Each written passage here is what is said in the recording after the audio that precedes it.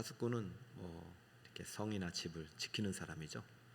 파수꾼이 역할을 제대로 못하면은 집에 있는 것들을 막 빼앗기고 그렇게 되는 것입니다. 방해꾼은 파수꾼 역할을 잘 못하도록 막 방해하는 것들을 말하는 것이죠. 여러분이 하나님께서 주신 은혜를 주님 오시는 그날까지 지켜내는 파수꾼의 사명을 잘 감당하시길 축복합니다.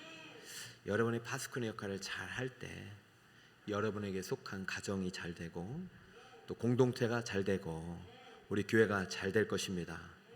여러분 기도하러 오셨는데 여러분들이 다 파수꾼이에요. 여러분들 때문에 하나님의 은혜가 계속 지속적으로 흘러가는 거예요. 한 사람이 너무 귀해요. 저는 그런 생각을 해봤어요. 여기에 10,000명이 모는 게 중요한 게 아니라 한 사람이라도 정말 내가 은혜의 파수꾼의 역할을 잘 감당하고 좀 하나님이 나를 통해서 은혜를 흘러가게 한다면 정말 그 사람이 얼마나 복된 사람이겠는가. 오늘 이제 본문을 통해서 이제 은혜의 파수꾼의 역할을 했던 사람들을 이제 소개하는데 많은 사람이 아니에요. 물론 많은 사람들이 예수를 믿지만 정말로 은혜가 은혜되게 하는 사람, 은혜가 은혜임을 믿는 사람, 내 공로가 아니라고 이제 하나님의 은혜를 믿는 사람, 그 한 사람 때문에 그 한 사람이 속한 곳이 하나님의 은혜의 선물의 주인공이 되는 것입니다. 사도행전 15장은 다시 은혜의 복음에서 시작되는 본문이에요. 1장부터 14장까지도 하나님의 복음의 놀라운 역사가 있었어요. 그래서 교회도 지어졌고 안디옥 교회도 세워졌고 저 아시아에까지 1차 선교가 끝난 시점이니까 얼마나 많은 교회들이 세워진지 몰라요. 그런데 하나님의 은혜의 역사를 방해하는 세력들이 있기 때문에 은혜가 은혜되지 못하게 합니다. 오직 하나님의 은혜로 되는 것임에도 불구하고 내 공로가 조금씩 들어가고 무언가 인간의 장치가 들어가고 인간의 행위가 들어가려고 할 때 은혜는 조금씩 약해지는 거예요. 하나님의 은혜의 역사가 약해지는 거예요. 하나님이 일하려고 해도 방해꾼들 때문에 하나님이 일을 못하게 하시는 거예요. 여러분, 우리는 은혜의 파수꾼이 돼야 됩니다. 성경 다 중요하죠. 다 중요한데 왜 그 본문이 중요한지를 알아야 되겠죠. 사도행전 15장은요 사도행전 절반이기 때문에도 그렇지만은 15장에 예루살렘 총회의 결의사항이 기록되어 있습니다. 자, 예루살렘 총회의 결의사항, 그러니까 초대교회의 최초의 총회면서 교회사의 최초의 총회죠. 우리 북서울 꾸밀교회가 속한 총회는 이제 대한예수교장로 합동 총회인데요. 이 총회의 또 연장선인 거예요. 100몇 회입니다. 120회인가? 되게 상당히 오래됐죠. 그러니까 이 총회의 결정이 결국 오늘날까지 효력을 미치는데, 만약에 이때 이 총회에서 은혜의 파수꾼이 방해꾼에 밀려가지고 잘못된 결정을 내렸으면 우리도 지금 이때 내린 결정대로 어떻게 보면 살고 있을지도 몰라요. 아직 은혜의 역사는 약해지고. 자, 이날 무슨 결정들이 내려졌는지는 차차 이제 알게 되겠지만 안건이 이것입니다. 과연 복음만으로 충분한가? 할례 없이도 구원을 받을 수 있는가? 여러분, 할례가 무엇인지는 많이 아실 거예요. 근데 지금까지 14장까지 바울이 이렇게 복음을 전하면서 할례를 받지 못한 이방인들에게 성령 임한 것을, 은혜를 임한 것을 보고 그들에게도 구원을 받은 것을 분명히 보고 왔는데, 갑자기 안디옥 교회에서 엄청난 이제 논란 일어나서 할례 없이는 그것이 구원받은 것이 아니다라는 이런 교리가 이제 계속해서 교회를 흔드는 이런 역할을 하고 있었던 것이죠. 우리가 은혜 되기까지는 예수님의 그 십자가 죽음이 통한 그 거대한 희생이 있었음과 더불어 그 은혜를 지키기 위한 수많은 파수꾼들의 수고가 있었어요. 오늘 이 은혜가 되도록 우리에게 전달되도록 하는데 절대적인 역할을 한 파수꾼, 오늘 세 사람인데 첫 번째 그룹입니다. 바울과 바나바의 역할을 한번 보겠습니다. 3절 같이 읽겠습니다. 시작.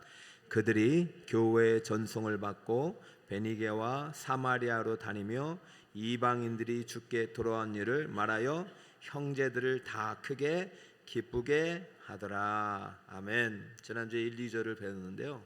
바울과 바나바가 이제 안디옥 교회에서 저 멀리 어디까지 가냐면 이제 예루살렘 교회까지 총회를 하러 가는 것입니다. 거기 가가지고 할례가 꼭 필요하냐? 할례 없이는 구원이 없다라고 말하는 사람들에게 아니다. 오직 우리의 구원은 은혜로 되는 것이고 예수뿐이다. 이 진리를 가지고 이제 안디옥에서 여행을 떠나는데, 근데 너무 1차 선교행에 받은 은혜가 큰 나머지 지나가면서 베니게와 사마리아 땅을 지나가면서 또 사람들에게, 그때 당시 또 예수를 믿는 사람들에게 자신들이 했던 선교 복을 하면서 막 즐거워하면서 은혜 충만하게 가고 있어요. 여러분, 여기까지 오는데 또 여러분 중에는 정말 하는 일이 잘 되고 형통하고 기도하는 데도 응답받고 공부하면 또 하여튼 성적도 잘 올라가고 회사도 그 승진도 잘하고 해가지고 은혜 가운데 오신 분이 또 많기를 축복하면서, 그러나 때로는 이거 기도해도 안 되고 하는 일마다 안 되고 왜 내겐 이런 고난과 환난과 박해가 겹치는지 주여 이들은 죽을 것 같습니다 라고 올라온 분도 계신 줄 믿습니다. 그런데요, 모든 것이 하나님의 은혜임을 다시 한번 믿으시기 바랍니다. 갈 때는 출발선이 똑같아요. 제로 베이스가 돼야 돼요. 잘 되는 사람도 제로고요, 안 되는 사람도 제로예요. 우리 모두 예수 안에서 하나예요. 여러분, 천국 갈 때 가지고 갈 수 있는 것만 은혜인 것입니다. 나머지 모든 것들은 하나님의 은혜가 은혜되도록 우리에게 주신 은사예요. 자랑할 것이 하나도 없어요. 바울은요, 은혜 충만하게 지금 예루살렘에 가가지고 자신의 은혜 간증을 하면서 그런 교회마다 지금 폭발적인 부흥 역사가 일어나는데, 방해꾼들이 있다면 방해꾼들이, 여러분이 은혜가 은혜되지 못하게 방해하는 사람들이 있어요. 여러분 지금 충분히 잘하고 있고 충분히 정말로 하나님께서 칭찬받는 삶을 사는데, 누군가 여러분에게 그렇게 살면 안 된다고 한마디가 그냥 다 은혜를 쏟아내는 거예요.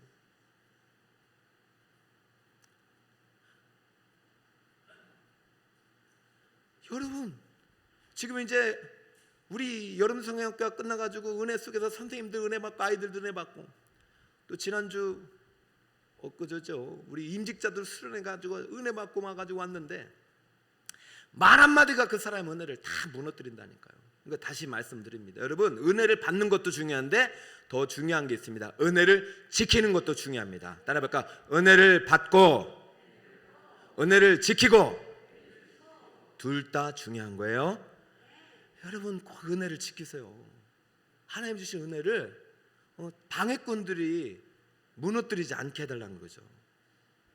오늘 지금 바울과 바나바가 정말 은혜 속에서 지금 예루살렘을 가는데 방해꾼들이 나타나 은혜를 다 망가뜨리고 있어요. 4절 같이 한번 읽어봅시다. 시작. 바리새파 중에 어떤 믿는 사람들이 일어나 말하되 이방인에게 할례를 행하고 모세의 율법을 지키라 명하는 것이 마땅하다 하니라. 참,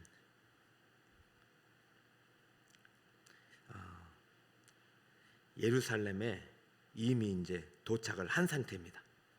이제 그랬는데 예루살렘에 갔더니 바울과 바나바를 그 2년 동안 고생했으면은 좀 맛있는 데 가서 밥도 좀 사주고, 또 자기 집에 들어가서 여기 좀 잠 좀 채워주고 이러면 되는데, 바리새파, 정말 바리새파 나쁜, 안 좋아요. 정말 예수님자도 그렇게 예수님을 괴롭히더니, 여기 보면 믿는 사람들이잖아요. 그럼 예수를 믿었다는 얘기죠. 예수 믿고 나서도 이렇게 괴롭히는 거예요.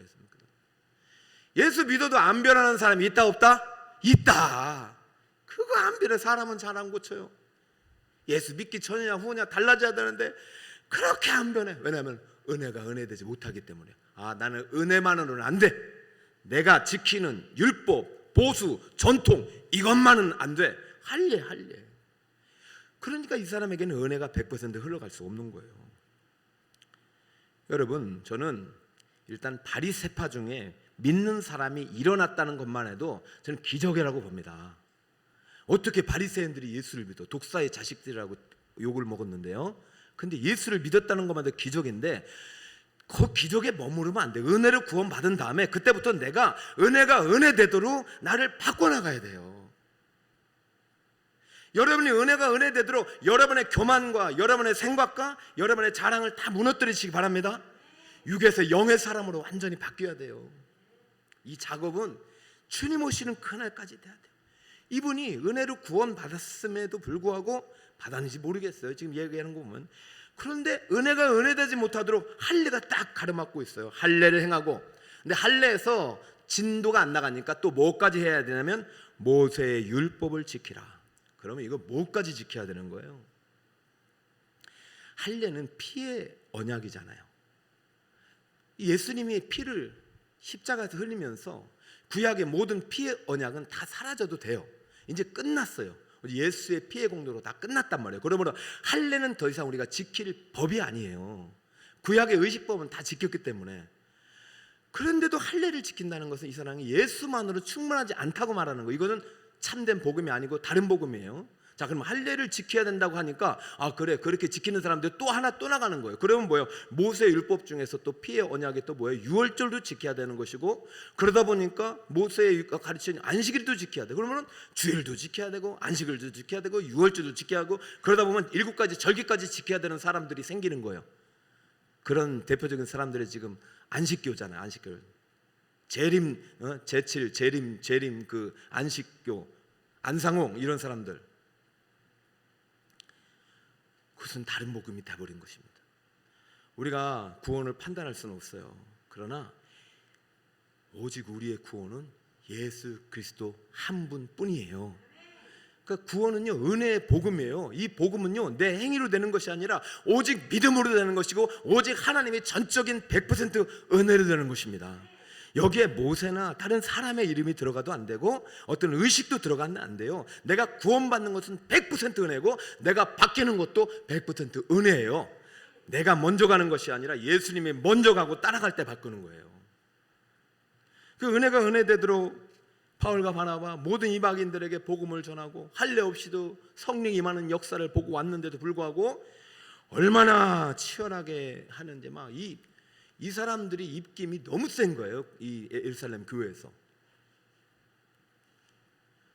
바울과 바나바가 엄청나게 또 언변도 좋은 사람인데, 이 히브리 출신의 유대교 출신의 바리새파 출신의 이 믿는 사람이 할례를 주장하는 사람들을 이기지 못하는 거예요.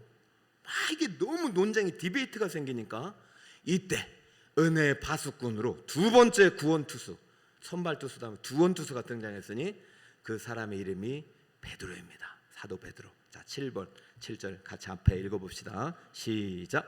많은 변론이 있은 후에 베드로가 일어나 말하되. 자, 많은 변론이 있었어요. 그러니까 많은 시간이 막 지나가면서 바울과 바나바를 중심으로 복음만이 가능하다, 한쪽은 이제 할례를 행해야 된다, 모세의 율법을 엄청나게 쌓아가지고 교회가 이제 나눠질 위기가 처해진 거죠. 베드로가 왜 처음부터 일어나지 않았는지 모르겠어요. 그러나 베드로가 하였던 그 많은 변론이 있은 후에 일어나서 정말로 마지막 자신의 구속사에서의 역할을 멋지게 감당하고 화려하게 모두의 언극의 하나님의 무대에서 퇴장합니다. 자, 오늘 지금 이제 7절부터 우리가 읽은 이제 11절까지가 바울이 한 내용인데요. 여러분, 이 이후에 사도행전 역사에 베드로라는 이름은 사라집니다. 은혜가 은혜되게 하고 자기 이름을 지워버리는 거예요. 진짜 베드로 보시는 사람. 베드로는요, 자기를 정말로 드러내고 싶은 사람이었거든요.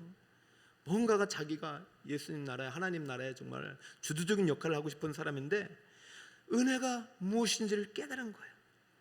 그리고 바나바와 바울에게 충분히 설명할 기회를 주고 자기가 마지막 한 번 더 등판을 하고 멋지게 이 모든 논쟁들을 잠재우는 말을 7절, 8절, 9절에 하게 됩니다. 자, 여러분이 예루살렘 총회에 현장이 있다고 보고 지금 치열한 공방전 속에서 이 모든 논쟁을 완전하게 무너뜨리고 은혜를 지켜낸 바울의 명언을 한번 자세히 기울여 한번 들어보세요. 형제들아, 너희도 알거니와 하나님이 이방인들로 내 입에서 복음의 말씀을 들어 믿게 하시려고 오래전부터 너희 가운데서 나를 택하시고 베드로는 먼저 자신은 하나님의 은혜로 택함 받은 사도임을 분명히 밝히고, 자 여기서 놀라운 것이 뭐예요? 그 대상에, 복음의 대상에 유대인만 있는 것이 아니라 무엇도 있냐면 이방인들까지 이제 그 복음의 대상이 들어가 버렸어요.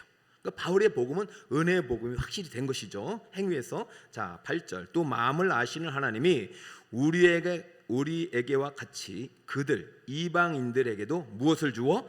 성령을 주어 증언하시고. 그리고 이 성령을 주어 증언하셨다는 얘기는 그들은 선택에 밖에 있는 사람들이에요. 구약 관점에서 보면 완전히 버림받은 사람이고 완전히 정말로 쓸모없는 사람들이에요. 근데 그들에게도 할례를 행하지도 않았고 유월절도 지키지도 않았고 정말 선민도 아님에도 불구하고 오직 은혜로, 복음만으로, 예수 그 보혈만으로 그들에게 성령을 주셨다는 것은 새 언약의 백성이 되게 하셨다는 말이죠. 자 그러면서 9절에 보니까 믿음으로 그들의 마음을 깨끗이 하사 그들이나 우리나 차별하지 아니하셨느니라. 할렐루야.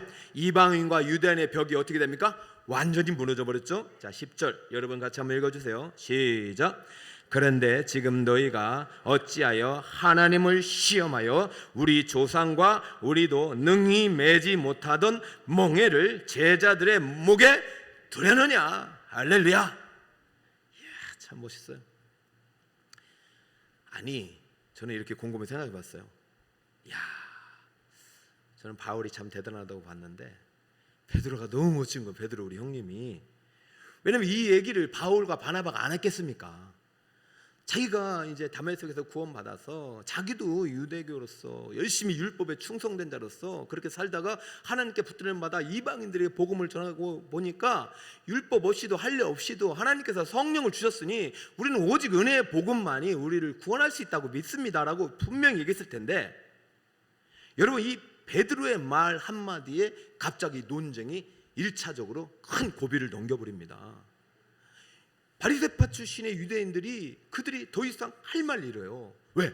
그만큼 베드로가 이 예루살렘에서 차지하는 비중이 큽니까? 작습니까? 작은 거예요. 그만큼 자기가 이 베드로가 이 율법을 위해서도 열심히 살았어요. 그리고 유대인들에서 존중받았어요. 그리고 여기에서 정말로 자신도 유대인 출신으로서 선민으로서 구약의 율법을 잘 지키고 믿었던 사람으로서, 그럼에도 불구하고 자기가 믿는 예수님께서 자신을 이렇게 바꾸놓으시고, 그리고 지금 이 자리에서 오기 바로 직전에 고넬료에게 복음을 전하는 그 사건을 통해서 자신의 생각이 완전히 바뀐 그 사건을 오늘 이렇게 아름답게 베드로 바울과 함께 연합하여서 은혜가 되는 이 자리에 논리적으로 모든 사람들 앞에 증언하고 있는 모습을 통해서 사람들은요, 바울 혼자만으로는 안 된 것이고 베드로와 함께 두 사람의 이야기를 통해서 점차 은혜의 복음의 교리가 완전히 예루살렘의 믿음의 반석으로 세워지는 모습을 보게 되는 것입니다. 저는 우리 북서울 꿈의 교회가 앞으로 하나님의 은혜가 가득하게 넘치는 교회가 되길 축복합니다. 은혜의 복음을 통해서 믿지 않는 많은 사람들에게 복음이 증거되는 교회가 되길 축복합니다. 그러려면 절대 방해꾼이 돼서는 안 돼요. 이것만은 안 된다, 꼭 이거를 해야 된다, 우리 교회는 이거 이렇게 해왔다, 그게 아니라 정말로 예수님이라면 어떻게 하는 것인가, 예수 외에 다른 구원이 없다, 오직 우리가 받은 구원은 오직 은혜로 되는 것이다. 여러분이 앞으로 이제 신앙생활을 해가면서 여러분 나름대로 기도하고 경건생활 해가지고 하나님의 응답을 받았을 수 있을 거예요. 그러나 절대적으로 그것이 누군가에게 올무가 되는 율법이 되지 않기를 축복합니다. 나는 무슨 새벽기도를 드리고 뭘 하고 뭘 했더니 이렇게 된 것이 아니에요. 오직 은혜로 된 것임을 믿으시기 바랍니다. 지금까지 내가 수십 년 동안 45년, 60, 70, 80, 90, 100년 동안 정말로 주일 성수를 열심히 해가지고 여러분의 가문이 잘 되는 게 아닙니다. 오직 은혜로 되는 것입니다. 오늘 구원이 많은 것이에요. 오늘 문이 열리는 것이에요. 오늘 저 보니까 학생들이 좀 왔는데, 여러분들 공부 열심히 해서 물론 좋은 대학 가고 여러분이 성공하는 거 좋지만 여러분이 하나님의 은혜로 되는 것이에요. 여러분 하나님의 은혜로 되면은 여러분이 10번 노력해도 100번 노력한 사람을 이길 수 있는 것입니다. 하나님의 은혜로 된다면은 세상 사람들이 좋아하는 스펙을 갖고 있어도 하나님의 은혜가 임하면은 그 스펙을 뛰어넘을 수 있는 능력을 주시는 것이에요. 우리는 먼저 앞서 행하지 말고 하나님이 나를 향한 뜻을 분별하고 은혜가 은혜되도록 우리의 믿음의 분량을 넓히고 은혜를 지켜낼 수 있는 믿음의 파수꾼의 역할을 할 수 있는 여러분 되시길 예수님으로 축복합니다. 여러분 계속해서요 우리는 파수꾼의 역할도 배우는 것 같아요. 시간이 흐르다 보면은 은혜가 약해져요. 뭔가를 해야만이 하나님이 좋아하실 것 같고 뭔가 해야만이 기도가 응답될 것 같은데 천만의 말씀입니다. 이미 우리는 십자가에 죽었어요. 할 수 있는 게 아무것도 없어요. 우리가 할 수 있는 것은 오직 내 안에서 믿음으로 능력으로 역사하시는 예수 그리스도의 이름을 붙잡는 것인 줄 믿으시길 바랍니다. 그러면 그때부터 힘이 생기는 것이죠. 내 거 다 빼고. 그래서 기도 시간은요 내 거를 다 빼는 시간이에요. 비우는 시간이에요. 그냥 하나님 것으로 채우는 시간이에요. 여러분 이 시간 은혜 충만 은행 만땅 되는 시간이 되기를 예수님의 이름으로 축복합니다. 저는 11절 가기 이 결론인데 이 결론을 맺기 전에 제가 이제 베드로가 너무 참 얼마나 이 멋있는지 그러고 나서 이제 이 이름이 사라진 걸 보고 베드로 삶 자체가 은혜구나 그렇게 멋있게 등장해가지고 끝에는 정말 은혜의 복음을 완전히 변호하고 사라지구나.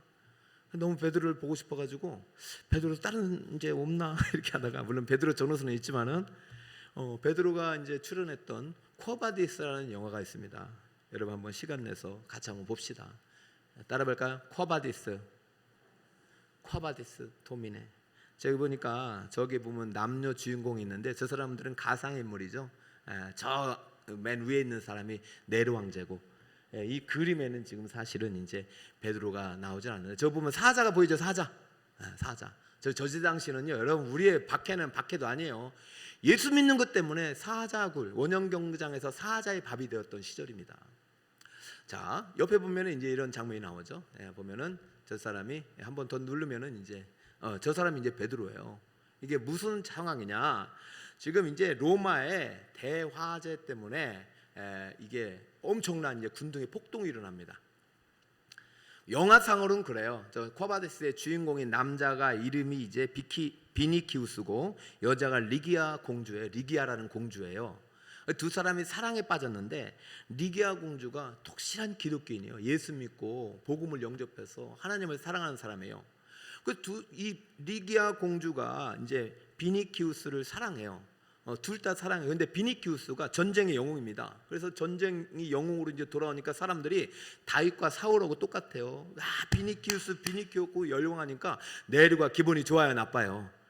내가 신인데 나보다도 이게 지금 비니키우스가 인기가 많으니까 참 비니키우스를 좋아하는 사람들한테 내가 지금 이제 불을 내려가지고 로마시를 다 태워가지고 저 사람들 군중을 다 죽여야겠다 이런 마음으로 이제 사람이 제정신이 아닌 거죠. 악한 사람이죠. 그래서 로마 대화재가 일어난 것으로 이제 영화는 전개가 됩니다. 여기에 대한 뭐 사실 관계가 아직은 뭐 명확하지는 않지만 네로 시대에 로마 대화재가 일어났어요. 그러자 이제 더 큰 폭동이 일어나는 거예요.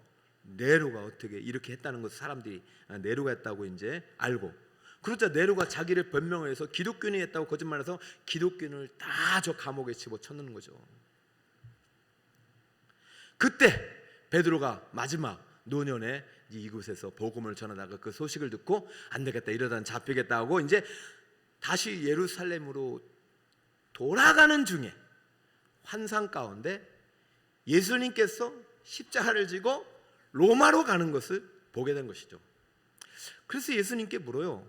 예수님, 난 지금 예루살렘 가는데 당신은 어디로 가십니까? 그러면서 주여 어디로 가십니까? 이것이 쿼바디스 도미네 이렇게 묻는 거예요. 그랬더니 예수님께서 뭐라고 했냐면 나는 네가 버린 로마로 가느니라. 여러분, 제가 왜 이 말씀을 하냐면 예수님께서 이미 십자가의 구속을 완성시킨 다음에 부활 승천하시고 우리에게 영원한 구원의 은혜를 주셨습니다. 은혜의 복음을 주셨습니다. 근데 이 복음이 그냥 전달되는 것이 아니라 수많은 박해와 수많은 또 파수꾼들에 의해서 전해지는 것이에요. 여러분, 지금 로마에는 누가 있냐면은 바울이 있어요. 그리고 베드로도 로마에서 복음 전하다 이제 다시 돌아가는 중이에요. 그래서 그런데 중간에 예수님께서 이 베드로의 발걸음을 다시 로마로 향하게 합니다. 여러분, 로마는요 얼마나 잘 사는 도시였습니까? 그런데요 그곳에도 복음이 필요한 거예요. 그래서 베드로는 다시 예수님의 은혜의 복음, 오직 십자가 복음을 붙잡고 다시 로마에 가서 네로 황제 치시기에 오늘 말했던 베드로 그리고 바울 두 사람 다 거기에서 네로 황제에서 순교를 당합니다. 베드로는 거꾸로 죽임을 당해요. 자, 그런데 여기서 제가 드리고 싶은 말씀은, 자, 이렇게 두 걸쭉한 사도가 은혜의 파수꾼으로 오직 예수 그리스도만이 우리의 구원임을 알리고, 정말로 원형 경기장에서 수많은 사람들이 죽어가는 그 죽음은 막을 수는 없었지만, 그 원형 경기장에 하늘문이 열리고 스데반이 죽을 때, 순교했을 때 그 임했던 그 생명이 쫙 비추는 것은 어느 누구도 막을 수가 없었던 거예요. 여러분, 박해 속에서도 정말 하나님의 영광은 쇠하지 않아가지고 네로가 무엇이 이제 두려웠냐면, 그렇게 사자에 의해서 찢김을 당해서 죽어가고 박해받는 사람들의 입속에서 죽기 직전까지 찬송이 떠나지 않는 거예요. 그걸 보면서 도대체 저 사람들이 믿는 신은 누구이길래 저렇게 죽어가면서도 찬송이 멈춰지지 않는가? 저 복음의 비밀이 무엇인가? 라는 그 질문이 자신에게 임했고, 정말로 자신이 그 고난 중에 죽어가는 그 순교하는 그 그리스도인들 보면서 정말로 하나님이 살아계시다는 강력한 두려움에 휩싸인 네로, 그렇게 이제 저 영화는 끝나고 맙니다. 사랑하는 여러분, 네로는 은혜의 파수꾼으로 끝까지 남아서 결국은 구원받지 못하고 죽었어요. 그러나 사도 바울과 베드로는요 은혜의 파수꾼의 역할을 박해 중에도, 고난 중에도, 순교 중에도 끝까지 지키고, 그들이 지킨 은혜가 이 원형 경기장에 임했고, 그 원형 경기장에 지켰던 그 수많은 고난받은 순교자들의 그 은혜의 파수꾼의 역할이 결국은 하나님 은혜 속에서 오늘 그 유럽을 변화시키고 미국을 변화시키고 오늘날 우리나라에 임한 줄 믿습니다. 그러면 여러분들, 우리가 아무리 노력해서 세상에서 성공한다고 해서 그것이 우리의 미래를 보장하는 것이 아니잖아요. 오직 예수님께서 우리에게 주신 그 은혜의 복음은 이런 강력한 박해도 이길 수 있는 하나님의 강력한 능력으로 우리에게 임하는 것임을 믿으시기 바랍니다. 여러분, 은혜를 절대 잊지 마시고 오늘 마지막 11절 사도 베드로의 이 믿음 신앙 고백을 여러분의 간직하고, 여러분의 삶의 현장에 어떤 고난과 박해의 현장이 있을지라도 예수 그리스도의 은혜가 여러분을 통해서 흘러가는 통로가 되기를 바랍니다. 11절 큰 목소리로 읽습니다. 시작. 그러나 우리는 그들이 우리와 동일하게 주 예수의 은혜로 구원받는 줄을 믿노라 하니라. 마지막 한 번 더, 주 예수의 은혜로. 한 번 더, 주 예수의 은혜로. 오직 예수 그리스도의 은혜로 우리는 믿음으로 구원을 받는 것입니다.